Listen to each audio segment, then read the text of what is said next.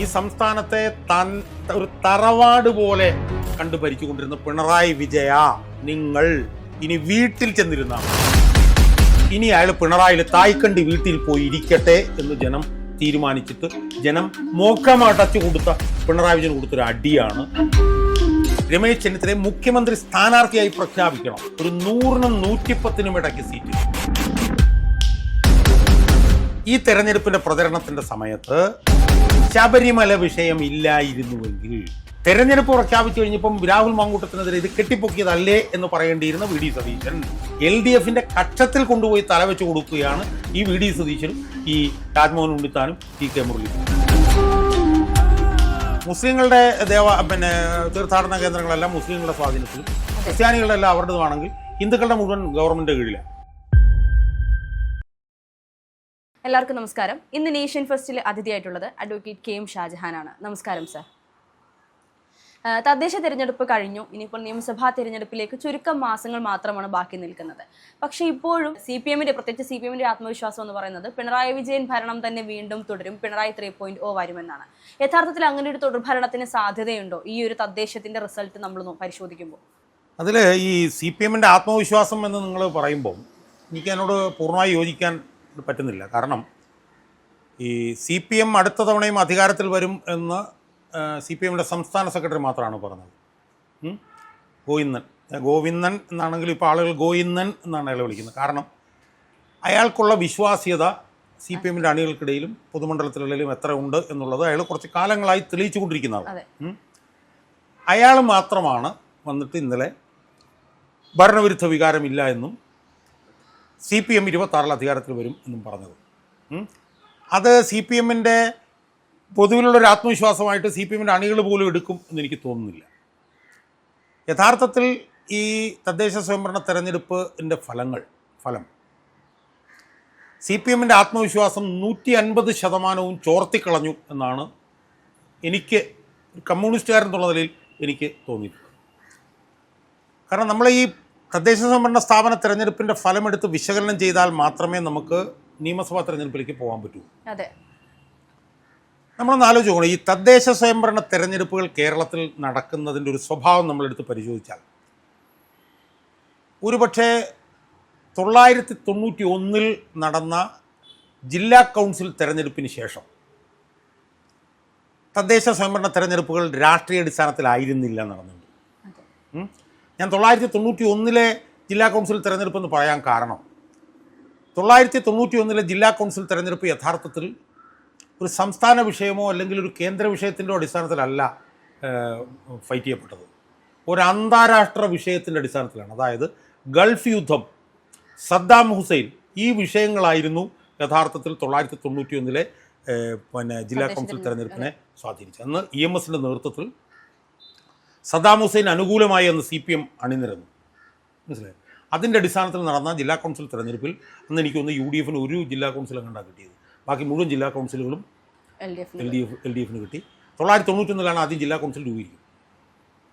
ആ 1991 ജില്ലാ കൗൺസിൽ രൂപീകരിക്കപ്പെട്ടതിന് ശേഷം പിന്നീട് നടന്ന മിക്കവാറും എല്ലാ തെരഞ്ഞെടുപ്പുകളും അപ്പൊളിറ്റിക്കൽ ഞാൻ പറയില്ല, പക്ഷേ പ്രാദേശിക തലത്തിൽ പ്രാദേശിക വിഷയങ്ങൾ ചർച്ച ചെയ്യപ്പെട്ടുകൊണ്ട് നടക്കുന്ന തെരഞ്ഞെടുപ്പുകളായിരുന്നു. മനസ്സിലായി?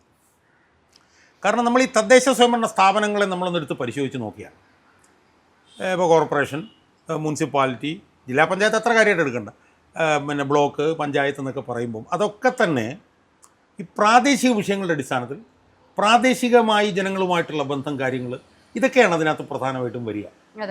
ഇപ്പോൾ CPM എന്ന് പറഞ്ഞാൽ CPMൻ്റെ ഒരു പ്രതിനിധി എന്ന് പറഞ്ഞാൽ CPMൻ്റെ പ്രതിനിധി ജനങ്ങളുമായിട്ട് ബന്ധപ്പെട്ട് ആ പദ്ധതി നടപ്പിലാക്കി, ഈ പദ്ധതി നടപ്പിലാക്കി, അയാൾ കൊള്ളാം. ആ ലെവലിൽ ഏറ്റവും താഴെത്തട്ടിലുള്ള വിഷയങ്ങൾ പരിഗണിച്ചാണ് തെരഞ്ഞെടുപ്പിൽ ഫലമുണ്ടായിക്കൊണ്ടിരുന്നത്.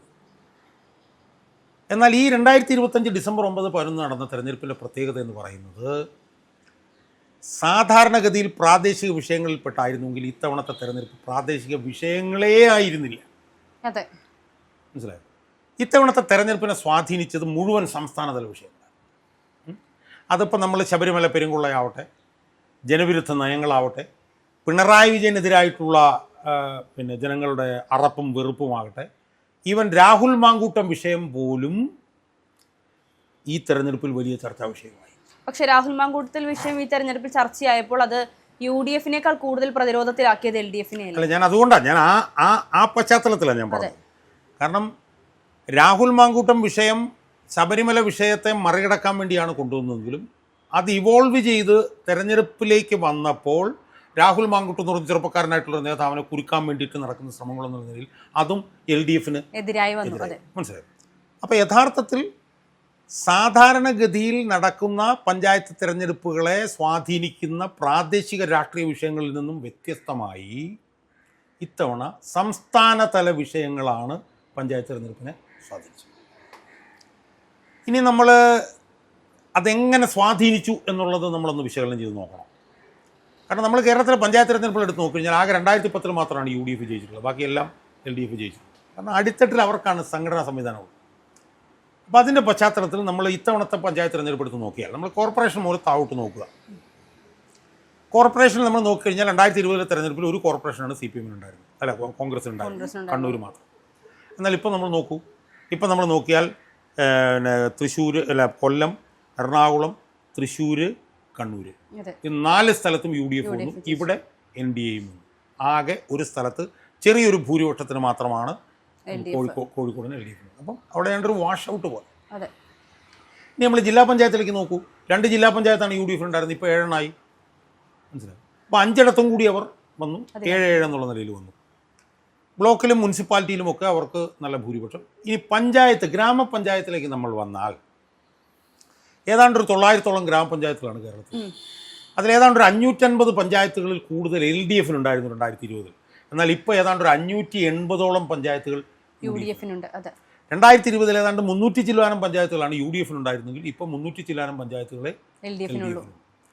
ഒന്ന്, സംസ്ഥാനതല വിഷയങ്ങളാണ് തെരഞ്ഞെടുപ്പിനെ സ്വാധീനിച്ചത്. 2, UDF-ന്റെ വിജയം സമഗ്രമാണ്. മനസ്സിലായി. അല്ലാതെ എവിടെയെങ്കിലും കൂടുതൽ കുറവോ എന്നുള്ളതല്ല. അപ്പം ജില്ലാ പഞ്ചായത്തിൽ 50% എന്നുള്ളത് മാറ്റി വെച്ചാൽ ബാക്കി എല്ലാ തട്ടിലും സമഗ്രമായിട്ടുള്ള ഭൂരിപക്ഷം സ്വാധീനം UDF-നുണ്ട്. അപ്പോൾ ഈ 2 കാര്യങ്ങൾ നമ്മൾ നോക്കുക. ഒന്ന്, തെരഞ്ഞെടുപ്പിനെ സ്വാധീനിച്ചത് സംസ്ഥാനതല വിഷയം. 2, ആ സംസ്ഥാനതല വിഷയങ്ങളുടെ അടിസ്ഥാനത്തിൽ എല്ലാ തട്ടിലും, ജില്ലാ പഞ്ചായത്ത് ഒഴിച്ച് ബാക്കി എല്ലാ തട്ടിലും UDF-ന് വലിയ മുൻതൂക്കം. ഈ ഒരു സിനാറിയോ നമ്മൾ നോക്കിയാൽ നമുക്ക് ഉറപ്പായി പറയാൻ കഴിയും 2026 മെയ് മാസത്തിൽ നടക്കാൻ പോകുന്ന തെരഞ്ഞെടുപ്പിൽ മുൻതൂക്കം UDF-ന് തന്നെ ആയിരിക്കും എന്ന്. എന്നാൽ UDF വിചാരിച്ചാൽ പിണറായി വിജയനെ വീണ്ടും തിരിച്ചു കൊണ്ടുവരാം. കാരണം UDF അങ്ങനത്തെ ഒരു സംവിധാനമാണ്. ഇപ്പോൾ തിരുവനന്തപുരത്ത് തന്നെ ഒരു 5-6 സ്ഥലങ്ങളെങ്കിലും UDF-ൻ്റെ സ്വയംകൃതനാർത്ഥം കൊണ്ട് തോറ്റിട്ടുണ്ട്. ഉദാഹരണത്തിന് ആക്കുളം എന്ന് പറഞ്ഞിട്ടുള്ള എൻ്റെ വാർഡ്, ആക്കുളം എന്ന് പറഞ്ഞ എൻ്റെ വാർഡിൽ അവിടെ കഴിഞ്ഞ പ്രാവശ്യം ജയിച്ച കോൺഗ്രസ് സ്ഥാനാർത്ഥി അയാളുടെ ഭാര്യയെ നിർത്തി. അപ്പം ഞാൻ പറഞ്ഞു, സുഹൃത്തെ, ഇത് ചെയ്യരുത്, ഇത് ശരിയല്ല. അപ്പോൾ പറഞ്ഞല്ല സാറേ, അത് ഞാൻ ചെയ്ത വികസന പ്രവർത്തനങ്ങൾ കണ്ട് എൻ്റെ ഭാര്യയ്ക്ക് വോട്ട് നൽകും. അത് കഴിഞ്ഞ് അയാളുടെ പോസ്റ്ററൊക്കെ കണ്ടപ്പോൾ സുധാ സുരേഷ് എന്ന് പറഞ്ഞപ്പോൾ ഞാൻ പറഞ്ഞു, നിങ്ങൾ സുധാ സുരേഷ് എന്ന് വെക്കരുത്, നിങ്ങൾക്ക് നെഗറ്റീവാകുകയുള്ളൂ. കാരണം നിങ്ങൾ മാറിക്കഴിഞ്ഞപ്പോൾ നിങ്ങളുടെ ഭാര്യ, അതെ, അതൊരു പാറ്റേൺ പോലെ. ഇനി നാളെ നിങ്ങളുടെ മകളെ നിർത്തുമോ എന്ന് ഞാൻ ചോദിച്ചു. തോറ്റുപോയി. ഉള്ളിലേക്ക് വന്ന ജോൺസൺ ജോസഫ് എന്ന് പറഞ്ഞൊരു സ്ഥാനാർത്ഥി, അയാളുടെ ഒരവയവങ്ങൾ പോലും രോഗബാധിതമാകാത്തതില്ല. അയാൾ നടക്കണമെന്നുണ്ടെങ്കിൽ ആരെങ്കിലും കൈ പിടിച്ച് നടക്കണം. വേറൊരു സ്ഥാനാർത്ഥി അവർ ഡയാലിസിസിന് വിധേയനായിക്കൊണ്ടിരുന്ന ഒരു സ്ഥാനാർത്ഥി. വേറൊരു സ്ഥലത്ത് കോൺഗ്രസ് സ്ഥാനാർത്ഥി ജയിക്കുമായിരുന്നത് വേറൊരു കോൺഗ്രസിൻ്റെ നേതാവ് ഇടപെട്ട് മുസ്ലിം ലീഗ് കൊടുത്തു. അവിടെ എല്ലാം UDF തോറ്റുപോയി. മനസ്സിലായോ? അപ്പം അതുപോലെ ഉള്ള നിലപാടുകൾ എടുക്കുകയും ഇപ്പം എൻ്റെ അഭിപ്രായത്തിൽ പറയുകയാണെങ്കിൽ ഇപ്പം കഴിഞ്ഞ 5 വർഷക്കാലവും ഒരു സമരമോ ഒരു നിയമ പോരാട്ടമോ ഒന്നും നടത്താതെ നിയമസഭയ്ക്ക് ഭാഗത്ത് മാത്രം വിളിയുമായിട്ട് നടന്ന VD സതീശനെ മുഖ്യമന്ത്രി സ്ഥാനാർത്ഥിയാക്കുക, ഒരു 5-6 MP-മാരെ തെരഞ്ഞെടുപ്പിൽ മത്സരിപ്പിക്കുക, പിന്നെ കുറേ കടൽ കിളവന്മാരെ, ഇപ്പോൾ തിരുവനന്തപുരത്ത് അഴിമതിക്കാരനായിട്ടുള്ള VS ശിവകുമാർ, ഇതുപോലെയൊക്കെയുള്ള പല കടൽ കിഴവന്മാരെ അഴിമതിക്കാരും അവരെയൊക്കെ കൊണ്ടുവന്നാൽ വേണമെങ്കിൽ പിണറായിക്ക് ഒരു കൊടുക്കാൻ പറ്റും. അതിന് പകരം ഇപ്പോൾ ഉള്ളവരിൽ വെച്ച് ഏറ്റവും കൂടുതൽ സക്രിയമായി പൊതുപ്രവർത്തനം നടത്തുന്ന രമേശ് ചെന്നിത്തലയെ മുഖ്യമന്ത്രി സ്ഥാനാർത്ഥിയായി പ്രഖ്യാപിച്ചുകൊണ്ട് എല്ലാ മണ്ഡലങ്ങളിലും ജയസാധ്യതയുള്ള നേതാക്കന്മാരാരാണോ ആ നേതാക്കന്മാരെ മാത്രം നിർത്തിക്കൊണ്ട് ജനങ്ങളോട് ഞങ്ങളിത് ഇന്നത് ചെയ്യും എന്ന് പറഞ്ഞുകൊണ്ട് പോയാൽ ഞാൻ ഉറപ്പിച്ച് ഞാൻ പറയാം, ഒരു 100-നും 110-നും ഇടയ്ക്ക് സീറ്റ് UDF ഉറപ്പാക്കാൻ പറ്റും. അത് പക്ഷേ ഇപ്പം എനിക്ക് അത് സംബന്ധിച്ച് ഉറപ്പൊന്നും എനിക്ക് പറയാൻ കഴിയില്ല. പിന്നെ ഇതിനകത്ത് ഇടയ്ക്ക് പറയാനുള്ള ഒരു പ്രധാനപ്പെട്ട കാര്യം എന്ന് പറയുന്നത്, ഈ തെരഞ്ഞെടുപ്പിൽ ഞങ്ങളെപ്പോലുള്ള ചില ഒറ്റയാന്മാരുടെ പ്രവർത്തനങ്ങൾ ഈ തെരഞ്ഞെടുപ്പ് റിസൾട്ട് ഉണ്ടാക്കുന്നതിൽ ചെറിയൊരു പങ്ക് വഹിച്ചിട്ടുണ്ട് എന്ന് ഞാൻ അവകാശപ്പെടുകയാണ്. വേണമെങ്കിൽ കണ്ണിക്കാം. ഞാൻ അല്ലെങ്കിൽ ഉമേഷ് ബാബു എന്ന് പറഞ്ഞ കണ്ണൂരിൽ നിന്നുള്ള അതുപോലുള്ള കുറേ ഒറ്റയാന്മാരുടെ ഇപ്പോൾ ജോസഫ് സി മാത്യു എന്ന് പറഞ്ഞിട്ടുള്ള ആൾ, അതുപോലുള്ള ചില ആളുകളുടെ ദൈനംദിന പ്രവർത്തനങ്ങളും ഈ തെരഞ്ഞെടുപ്പിൽ UDF വലിയ നേട്ടം ഉണ്ടാക്കിയിട്ടുണ്ട് എന്നുള്ളത് UDF തിരിച്ചറിഞ്ഞാൽ അവർക്ക് നല്ലത് എന്നുള്ളതാണ് എനിക്ക് സൂചിപ്പിക്കാനുള്ളത്. അതുകൊണ്ട് അവർക്കൊരു വലിയ അവസരമാണ് കിട്ടിയിരിക്കുന്നത്. ആ അവസരം അവർ നല്ല വേണ്ട രീതിയിൽ ഉപയോഗപ്പെടുത്തിയാൽ അവർക്ക് നല്ല ഭൂരിപക്ഷത്തോടു കൂടി അധികാരത്തിൽ വരാം എന്നാണ് ഞാൻ വിശ്വസിക്കുന്നത്. ഇപ്പോൾ LDF സംബന്ധിച്ചാണെങ്കിലും ഈ ഒരു തദ്ദേശ തെരഞ്ഞെടുപ്പിൽ സ്ഥാനാർത്ഥികളെ പ്രഖ്യാപിച്ചപ്പോൾ അവരുടേതായിട്ടുള്ള അല്ലെങ്കിൽ അവർക്കെതിരെ നിൽക്കുന്നവരെ ഭീഷണിപ്പെടുത്തി, അല്ലെങ്കിൽ ഈ പറയുന്നത് പോലെ അവർ തീരുമാനിക്കുന്ന പാർട്ടി എന്നതിനേക്കാൾ ഉപരി കുറച്ച് ആളുകൾ മാത്രം തീരുമാനിക്കുന്ന സ്ഥാനാർത്ഥികളെ നിർത്തുന്ന ഒരു പ്രവണതയായിരുന്നു ഈ ഒരു തദ്ദേശ തെരഞ്ഞെടുപ്പിൽ നമ്മൾ കണ്ടത്. അതുകൊണ്ട് തന്നെ ആയിരിക്കുമോ ഈ ഒരു തെരഞ്ഞെടുപ്പിൽ ഇത്രയും വലിയൊരു തിരിച്ചടി, അവർ പ്രതീക്ഷിക്കാത്തൊരു തിരിച്ചടി അവർക്ക് ലഭിച്ചത്? അല്ല, അത് ഞാൻ പറഞ്ഞല്ലോ, 2-3-4 കാരണങ്ങളുണ്ട്. അതിലൊരു കാരണം എന്ന് പറയുന്നത് ശബരിമല പെരുങ്കൊള്ള തന്നെയാണ്. അതിൻ്റെ കാരണം എന്താണെന്ന് ചോദിച്ചാൽ, ഈ ശബരിമല പെരുങ്കൊള്ള ശരിക്കും ഹിന്ദുക്കളെ മാത്രമല്ല ബാധിച്ചത്, കേരളത്തിലെ സമസ്ത വിഭാഗം ജനങ്ങളെയും ഈ ശബരിമലയിലെ പെരുങ്കൊള്ള വളരെ നെഗറ്റീവായി ബാധിച്ചു. അതെ, തീർച്ചയായിട്ടും. അതിൻ്റെ കാരണം എന്താണെന്ന് ചോദിച്ചാൽ, ഇപ്പോൾ ഹിന്ദുക്കളുടെ ഒരു ഹിന്ദു ക്ഷേത്രമാണ് ശബരിമലയെങ്കിലും ഒരു ഹിന്ദു തീർത്ഥാടന കേന്ദ്രത്തിലെ സ്വർണം അതിൻ്റെ കസ്റ്റോഡിയനായിട്ട് ഏൽപ്പിച്ച ഭരണാധികാരികൾ കൊള്ളയടിച്ചു എന്നുള്ളത് മതമുള്ളവരെ മതം ഇല്ലാത്തവരെ ഉൾപ്പെടെയുള്ളവരെ വളരെ നെഗറ്റീവായിട്ട് ബാധിച്ചു. അപ്പോൾ എനിക്ക് മതം ഇല്ല, ഞാനൊരു യുക്തിവാദി, പക്ഷേ എന്നെയും മതം വല്ലാതെ ബാധിച്ചിട്ടുണ്ട്. അതെ, തീർച്ചയായിട്ടും. കാരണം അതിൻ്റെ പ്രധാനപ്പെട്ട പ്രശ്നം എന്ന് പറഞ്ഞാൽ എന്താ? പ്രധാന പ്രശ്നം എന്ന് പറഞ്ഞു കഴിഞ്ഞാൽ വിശ്വാസവുമായി ബന്ധപ്പെട്ടതാണ് വിഷയം. വിശ്വാസവുമായി ബന്ധപ്പെട്ട് നിങ്ങൾ ദൈവത്തിന് കൊണ്ട് കൊടുക്കുന്നത് അടിച്ചു മാറ്റിക്കൊണ്ട് പോവുക എന്ന് പറഞ്ഞു കഴിഞ്ഞാൽ അത് സാധാരണ രീതിയിലുള്ളൊരു മോഷണം പോലല്ല ആളുകളെ കാണുന്നത്. പിന്നെ സ്പെസിഫിക്കലി അത് ഹിന്ദു മതവിശ്വാസികളെ വല്ലാതെ ബാധിച്ചു. അവരെ അത് ബാധിച്ചതിൻ്റെ ഒരു പ്രധാനപ്പെട്ട കാരണം എന്താണെന്ന് ചോദിച്ചാൽ, ഈ മുസ്ലിങ്ങളുടെ തീർത്ഥാടന കേന്ദ്രങ്ങളെല്ലാം മുസ്ലിങ്ങളുടെ സ്വാധീനത്തിലും ക്രിസ്ത്യാനികളുടെ എല്ലാം അവരുടേതുമാണെങ്കിൽ ഹിന്ദുക്കളുടെ മുഴുവൻ ഗവൺമെൻറ് കീഴിലാണ്. ഹിന്ദു തീർത്ഥാടന കേന്ദ്രങ്ങൾ മുഴുവൻ ഗവൺമെൻറ്. അപ്പോൾ അത് അടിച്ചുകൊണ്ട് പോയി എന്നുള്ളത് യഥാർത്ഥത്തിൽ ഹിന്ദുക്കളെയും ഹിന്ദു സ്ത്രീകളെയും പ്രത്യേകിച്ച് വലിയ തോതിൽ മോശമായി ബാധിച്ചു. എന്ന് മാത്രമല്ല, അത് അടിച്ചുകൊണ്ട് പോയിട്ട് ജയിലിൽ കിടക്കുന്നവരെ ഇപ്പോഴും പുറത്താക്കാൻ വേണ്ടിയിട്ട് ശ്രമിച്ചിട്ടില്ല. ഇപ്പോൾ രാഹുൽ മാങ്കൂട്ടത്തിൻ്റെ വിഷയം വന്നപ്പോൾ അപ്പോൾ പുറത്താക്കിയവരാണ് UDF. അതേസമയം പത്മകുമാർ ജയിലിലായിട്ട് ഇപ്പോൾ ഒരു 10-20 ദിവസമായി. അയാൾക്ക് ഇപ്പോൾ 2ാമത് ജാമ്യം അനുവദിച്ചില്ല, അയാളെയും പുറത്താക്കുന്നില്ല. എന്നിട്ട് ചോദിക്കുമ്പോൾ പറയുന്നത് ഞങ്ങളൊക്കെ ജയിലിൽ കിടന്നു എന്ന് പറഞ്ഞു കഴിഞ്ഞാൽ അവർ സ്വാതന്ത്ര്യ സമരകാലത്ത് ജയിലിൽ കിടന്നതിനെയാണ് ശബരിമലയിൽ പെരുങ്കൊള്ള നടത്തിയപ്പോൾ ജയിലിൽ കിടന്നുമായിട്ട്. അപ്പോൾ ഇതൊക്കെ വലിയ തോതിൽ പ്രശ്നങ്ങളായി. ഒന്നാമത്തെ പ്രശ്നം. അതുപോലെയോ അതിനോടൊപ്പമോ അതിനേക്കാൾ കൂടുതലോ ജനങ്ങളെ ബാധിച്ചൊരു പ്രശ്നം പിണറായി വിജയൻ എന്ന് പറയുന്ന ഈ നേതാവാണ്. ഈ നേതാവ് ഇനി നമുക്ക് വേണ്ട.